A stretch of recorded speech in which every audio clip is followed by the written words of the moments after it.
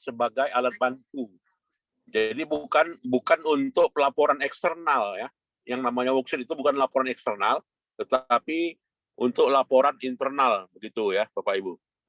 Yang kedua, topik kita ini itu berbicara mengenai yang namanya closing entries ya, atau disebut dengan jurnal penutup.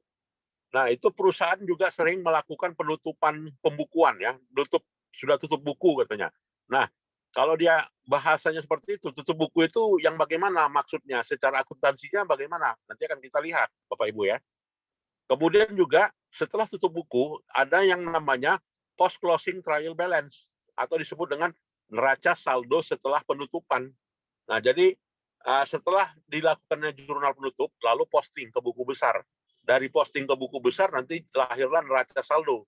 Dan neraca saldo inilah yang disebut dengan post-closing after trial balance. Dan itu sifatnya internal ya. Bagi manajemen itu juga hanya sebagai alat bantu akuntan, gitu ya. Nggak sampai disajikan kepada pemegang saham ya, Bapak Ibu. Kemudian yang ketiga, topik kita berbicara mengenai siklus akuntansi ya, atau juga step in the accounting cycle ya. Bagaimana itu siklus akuntansi dan juga bagaimana menyajikan yang namanya correcting entries. Nah, jadi di sini Bapak Ibu di dalam pelaporan keuangan itu terkadang ada silap, ada salah, ada alpa begitu kan, sehingga untuk memperbaikinya kita memerlukan jurnal khusus gitu ya. Nah, jurnal khususnya itulah dikatakan dengan correcting entries di sini ya. Nah, itu topik kita nanti kita bahas ya, Bapak Ibu. Lalu yang keempat, kita mengidentifikasi ya terkait dengan jenis-jenis laporan keuangan. Nah, nanti disinilah kita kenal yang namanya laporan keuangan apa saja itu. Nah, disinilah nantinya akan kita lihat, Bapak Ibu ya. Baik. Nah, worksheet. Nah, jadi worksheet di sini pengertiannya itu adalah kolom ganda ya, multiple kolom gitu ya. Yang tujuannya adalah membantu menghasilkan laporan keuangan gitu ya. Dan juga worksheet ini bukanlah laporan permanen gitu ya. Artinya bukanlah laporan keuangan yang sangat penting. Ya, kenapa? Worksheet itu hanya alat bantu aja gitu kan. Jadi kalau orang tua mau berjalan, alat bantunya apa? Tongkat misalnya kan. Nah, itu kan adalah alat bantu worksheet ya dalam menyampaikan laporan keuangan. Kemudian juga worksheet itu ada 5 kolom ya. Nah, jadi ingat worksheet itu hanya untuk laporan keuangan internal gitu ya. Artinya untuk menghasilkan laporan keuangan ya worksheet, apalagi kalau nyusun laporan keuangannya manual ya. Sekarang kan udah era computerized gitu kan. Jadi nyusun laporan keuangan manual itu udah jarang ya, orang udah pakai aplikasi gitu kan. Jadi worksheet itu nggak terlihat lagi. Tapi kalau mau lihat bisa gitu kan, ditampilkan pada aplikasi tersebut gitu ya. Kemudian juga kita akan melihat worksheet ini adalah sebagai opsional, pilihan aja ya. Kalau nggak buat ya nggak apa-apa. Yang penting kan jadi laporan keuangan. Nah itu kan. Nah inilah Bapak Ibu kita lihat worksheet itu. Nah jadi worksheet itu 5 kolom dia. Kolom pertama yang bernama kolom disebut dengan trial balance ya. Nah itu neraca saldo itu kolom pertama. Ada trial balance itu ada isinya debit ada kredit gitu ya. Kemudian juga adjustment. Nah, kolom adjustment itu yang topik kita minggu lalu. Kita mau melakukan penyesuaian, maka kita jurnal gitu ya. Kemudian juga adjusted trial balance, neraca saldo setelah penyesuaian ya. Jadi trial balance ditambah dengan adjustment, itulah yang namanya adjusted trial balance ya. Kemudian yang ketiga itu adalah income statement, laba rugi. Nah, itu ya Bapak Ibu ya, laba rugi, income statement namanya. Atau orang Amerika menyebutnya profit or loss statement ya, tapi bahasa standar akuntansi internasionalnya adalah income statement. Nah, itu ya. Dan yang terakhir itu adalah yang namanya statement of financial position ya. Jadi kolom neraca orang bilang ya, atau disebut dengan laporan posisi keuangan perusahaan. Nah, itu Bapak Ibu. Nah, jadi itulah kumpulannya. Jadi debit kreditnya bagaimana itulah dia. Nah, ada beberapa tahapan gitu ya untuk melakukan penyesuaian ini. Jadi untuk melakukan penyesuaian ini kita untuk menyusun worksheet itu harus ada data, ya kan? Yaitu data adjustment gitu. Nah, jadi dengan data adjustment di sini maka kita input nantinya di jurnal adjustment, ya kan? Dari jurnal adjustment nantinya akan muncul trial balance after adjustment, begitu kan? Nah, jadi itu beberapa kolomnya. Ya, jadi di sini beberapa yang mau disesuaikan, misalnya Bapak Ibu ya, kita lihat adalah berapa A ya, adjustment K, supplies. Ya berarti berapa perlengkapan kertas dulu. Dulu belinya perusahaan beli 10 rim. Sekarang di awal Maret tinggal 5 rim. Ya berarti kan ada yang terpakai kertas gitu kan. Maka yang di jurnal penyesuaian adalah yang terpakainya gitu ya, supplies use makanya istilahnya. Nah, jadi yang supplies use itu di mana kalau di apa? Di kolom worksheet-nya. Nah, supplies use itu masuk di kolom adjustment A ya. Nah, itu kita lihat Bapak Ibu ya, 1.500 A yaitu di kredit apa? Di kredit suppliers. Di debitnya apa? Ya, di debitnya kalau kita melihat itu adalah ini ya di bawah. Nah, itu di bawah. Nah, ya jadi di A-nya adalah disebut dengan beban supplies di debit, kreditnya suppliers ya. Kemudian Bapak Ibu yang disesuaikan apa lagi? Ya insurance expired. Ya berapa asuransi yang udah jadi beban expired gitu kan.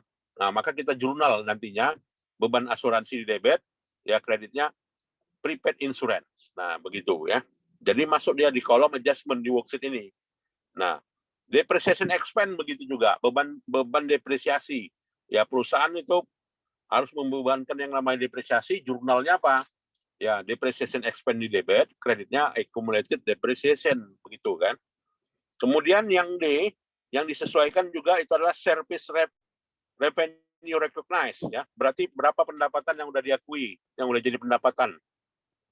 Nah, itu objek dari adjustment juga, ya. Kemudian juga service revenue accrued, ya berapa pendapatan yang terutang. Nah, di jurnal juga masukkan di worksheet begitu ya. Kemudian juga interest accrued ya bunga terutang gitu kan. Berapa kita bunga terutang? Kita punya pinjaman ada bunganya kan gitu kan. Malah bunganya ini dominan daripada pinjamannya. Nah, jadi bunga terutangnya udah dihitung, udah diakui gitu ya. Maka di jurnal lah ya, di jurnal penyesuaian ya.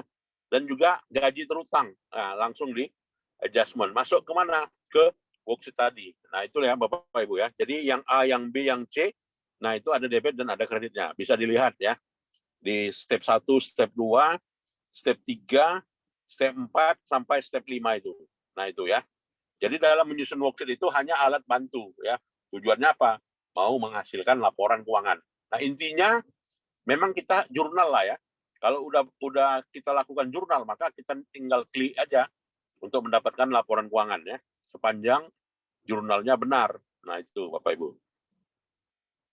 Baik, nah inilah jadinya worksheet itu outputnya. Yang pertama adalah output income statement ya. Jadi laporan keuangan yang pertama itu adalah laporan laba rugi ya. Jadi bukanlah laporan neraca ya atau statement of financial position. Tapi yang pertama itu adalah income statement ya. Dari income statement lalu nanti lahirlah yang namanya laporan laba ditahan. Nah ini ya Bapak Ibu. Nah ini standar internasional ini.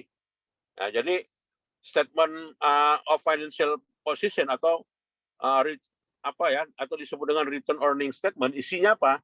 Isinya adalah return earning awal atau disebut dengan laba ditahan awal ditambah ya kan laba bersih ya net income ya ditambah dikurangi dengan dividen. Ya, jadi kalau perusahaan yang nggak bayar dividen maka laba ditahannya makanya perusahaan dalam rapat umum pemegang saham tiap tahun akan ada pengumuman gitu kan.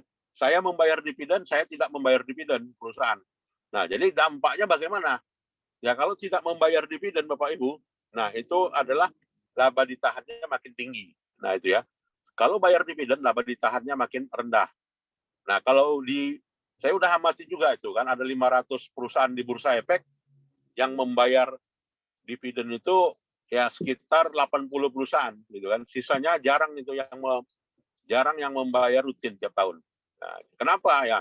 Karena hitung-hitungannya kalau kita nggak bayar dividen, ya perusahaan mau pinjam uang, ya pinjam bank lebih besar gitu kan pengorbanannya. Dia mau pinjam 10 miliar ya ke bank harus melalui sindikasi, kan gitu kan, bayar bunganya besar gitu kan. Nah, mendingan nggak usah bayar dividen, jadilah laba ditahan. Tapi perusahaan bisa ekspansi ya dengan adanya laba ditahan tersebut gitu kan. Makanya kebijakan perusahaan ya terkadang ya tidak mengumumkan pembagian dividen. Yang rugi memang investor ya, tapi kalau investor yang paham ya daripada kan ini berkaitan dengan kebijakan, lebih baik pinjam ke bank atau kita menggunakan laba ditahan kan gitu kan. Nah, maka di situ dividen dikurangkan ya dari laporan laba ditahan, Bapak Ibu. Ya, kemudian juga statement of financial position. Jadi statement of financial position ini adalah output dari worksheet tadi. Ya, gambarannya untuk apa ini?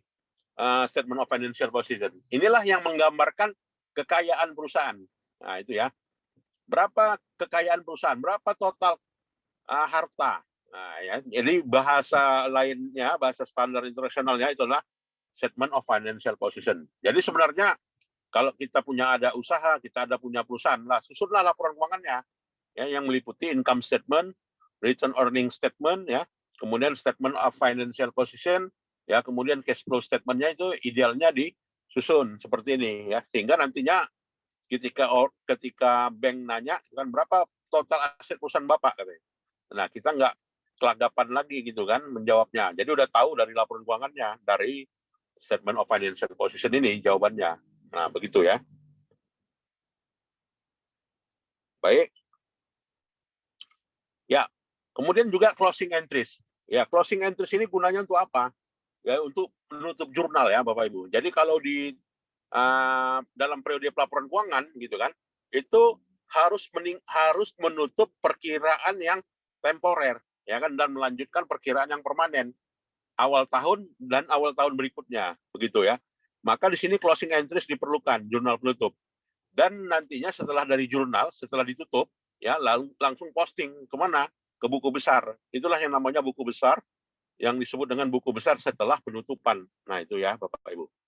Nah jadi di sini untuk jurnal penutupan ya, yang ditutup apa? Yang ditutup itu adalah perkiraan temporer ya namanya di sini, atau disebut dengan perkiraan real permanen ini ya, temporer account. Nah itu Bapak Ibu ya. Jadi yang ditutup adalah seluruh pendapatan, seluruh beban. Nah itu yang ditutup, seluruh dividen. Nah yang di luar temporer perkiraan apa namanya? Perkiraan permanen. Nah jadi seluruh perkiraan permanen mulai perkiraan aset, kewajiban, ekuitas itu semuanya permanen ya. Itu bedanya antara temporary account ya dengan permanent account ya di dalam klasifikasi perkiraan akuntansi ya. Silakan kalau ada yang mau kita diskusikan Bapak Ibu. Nah, jadi yang dikatakan dengan closing entries di sini itu adalah menutup perkiraan temporer tadi yang sebelumnya revenue itu kan saldo normalnya di pertemuan kita yang pertama ya. Revenue itu kan saldo normalnya di kredit kan gitu kan. Ketika ditutup di mana? Di debit. Nah, itulah esensinya. Beban ya kan, saldo normalnya di mana? Di debit.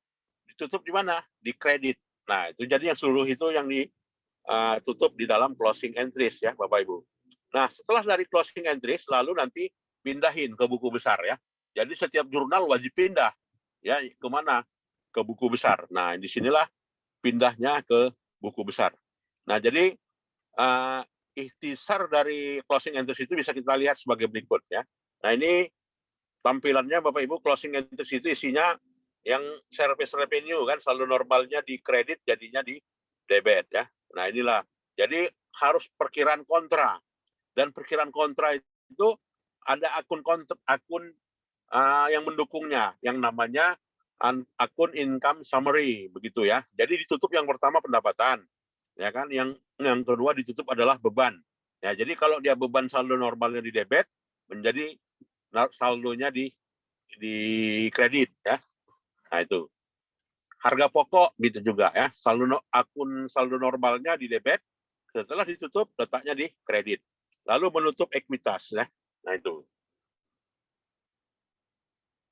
Nah, berikutnya setelah itu barulah disajikan post closing. Nah, jadi di sini post closing entries di situ perkiraan yang sudah apa ya, yang di awal tahun berikutnya kita tinggal melanjutkan perkiraan statement of financial position, ya kan? Sedangkan laba ruginya dari nol lagi, gitu ya. Jadi dari nol lagi, itulah dia. Nah, post closing entries. Nah, itulah ya. Kemudian yang berikutnya, topik yang ketiga berkaitan dengan correcting, ya, jurnal koreksi. Nah, di sini akuntan, Bapak Ibu, dia sebenarnya nggak perlu menghapus kalau dia salah jurnal, gitu kan? Kenapa? Kenapa perusahaan itu nggak harus menghapus? Ya karena punya alat koreksi yang namanya correcting entries atau disebut dengan jurnal koreksi. Setiap salah jurnal maka nggak perlu dihapus. Karena kalau dihapus implikasinya ada begitu ya. Implikasinya ke nomor recordnya, ya kan? Maka nomor recordnya balik lagi kan ke perkiraan yang sebelumnya. Misalnya ini nomor record 39, ya karena dihapus jadi nomor recordnya tinggal 38 gitu kan. Nah, jadi tetap aja 39 begitu kan, tetapi ada koreksi. Nah, nanti bahasa judul title-nya adalah koreksi record nomor 39. Nah, misalnya seperti itu ya. Nah, ini namanya correcting entries. Oke.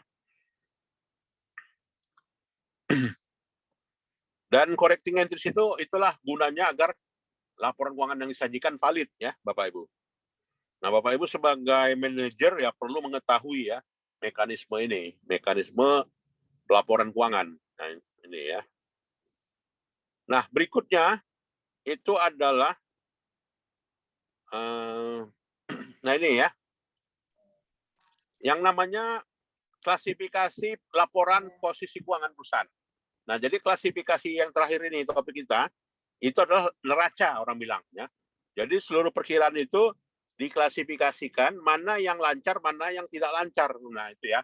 Jadi perkiraan yang lancar mana, perkiraan yang tidak lancar mana. Nah, ini di sini kita akan melihat intangible asset, property plant, long term investment, current asset. Nah, itu adalah perisi dari perkiraan statement of financial position ya, Bapak Ibu. Nah, jadi income statement of financial position itu yang kelompok aset ya, intangible asset, property plant, ya long term investment, current asset. Nah, itu total ya. Artinya apa? Aset lancar. Nah, itu Bapak Ibu ya. Kemudian ya ekuitas ya. Ekuitas itu udah kita tahu sebelumnya adalah modal awal ditambah dengan laba ditahan gitu kan. Lalu kalau ada laba ditambahkan, kalau ada kerugian perusahaan dikurangkan. Ya kan, kalau ada bayar dividen dikurangkan, kalau tidak ada bayar dividen maka laba ditahannya statis begitu ya. Nah, jadi perusahaan juga perlu mengakui yang namanya intangible asset ya, Bapak Ibu. Jadi yang namanya intangible asset di sini adalah aset yang tidak nampak secara kasat mata tapi ada. Misalnya apa? Goodwill ya. Misalnya apa lagi? Biaya riset dan pengembangan ya. Itu boleh dikelompokkan sebagai intangible asset. Nah, itu. Baik. Ya, begitu juga property plant ya and equipment. Nah, di situ harus kita sajikan di mana statement of financial position ya. Aktiva tetap itu. Ya, jadi mulai dari gedung perusahaan ya kan, tanah ya kan, kemudian juga mesin, kendaraan ya dan lainnya itu semuanya kelompok property plant and equipment ya. Kemudian perkiraan lainnya adalah long term investment. Nah, investasi perusahaan pada pihak lain gitu kan. Terkadang perusahaan punya kelebihan dana ini kalau sudah dihitung mana yang menguntungkan, apakah disimpan di bank atau diinvestkan. Kalau diinvestkan punya hak suara, punya hak dividen begitu kan. Nah, ternyata lebih bagus diinvestkan. Nah, apabila diinvestkan, maka akan masuk di dalam laporan keuangan yang namanya di laporan keuangan statement of financial position. Nah, itu ya. Jadi kelompok long term investment ya. Investasi jangka panjang. Nah, itu. Current asset isinya itu juga. Jadi current asset itu bisa digunakan kurang dari 1 tahun, ya. Seperti misalnya kas, gitu kan. Kemudian juga inventory, ya kan. Kemudian piutang, ya. Yaitu temponya kurang dari 1 tahun. Nah, itu. Ya, current liabilities, hutang lancar. Nah, itu juga ya. Kemudian reversing entries, jurnal balik. Nah, jadi jurnal balik ini adalah membalik perkiraan ya. Jadi setelah dilakukan penutupan, maka kita lanjutkan di proses berikutnya adalah jurnal pembalikan supaya perkiraannya balik lagi ke perkiraan di awalnya. Nah, itu ya. Jadi perkiraan pengembaliannya harus dilakukan yang namanya reversing entries di sini ya. Nah, itulah yang perlu kita sampaikan Bapak Ibu terkait dengan topik ini. Silakan ada yang mau kita diskusikan. Ya, karena waktunya juga kita terbatas ya. Silakan ada yang mau kita diskusikan Bapak Ibu. Prof, itu periode pelaporan itu biasanya kalender atau hari? Maksudnya Ya, periode periode pelaporan keuangan biasanya kalender, Pak. Jadi 1 Januari sampai dengan 31 Desember ya, bukan periode fiskal gitu ya. Tapi kalau kita mau menyajikan laporan keuangannya, mau menyajikan laporan keuangan, kalau pimpinan menginginkan laporan keuangannya bulanan ya bulanan, atau kuartalan ya. Nah, sekarang standar internasional itu yang mana? Ya, standar internasional itu bulanan, monthly report, quarterly report, sama annually report gitu kan. Kalau dulu ada semester 1, semester 2 begitu kan. Tapi boleh-boleh aja kita gunakan semester 1, semester 2, tapi IFRS sendiri ya mengenalnya itu hanya monthly, ya quarterly, sampai pada annually, ya laporan keuangan tahunan. Ya, jadi kalau disampaikan pada pemegang saham biasanya kuartal kan gitu kan. Makanya perusahaan itu kan evaluasinya evaluasi kuartal ya kan. Kuartal 1 gimana perkembangan penjualan? Kuartal 2 gimana penjualan? Kuartal 3 gimana? Kuartal 3 lebih bagus dibanding kuartal 1. Evaluasinya karena apa? Karena ini. Nah, itu begitu ya, sesuai dengan ya jenis laporan keuangan yang disajikan secara kuartalan untuk evaluasi kinerja. Nah, itu Pak. Oke, makasih Prof. Ya. Ada lagi Bapak Ibu? Ya, kalau tidak ada lagi mungkin Bapak Ibu mau masuk lagi ya kan di mata kuliah yang lain. Dan saya kira itu sajalah ya perkuliahan kita ini, dan nantinya videonya saya share ke Bapak Ibu via Komting ya. Nah, itu saja. Dan kita sudahi lah ya perkuliahan ini, dan kita lanjutkan sisanya satu lagi ya, atau berapa kali lagi nanti kita lihat ya. Untuk tugasnya saya tunggu ya Bapak Ibu ya.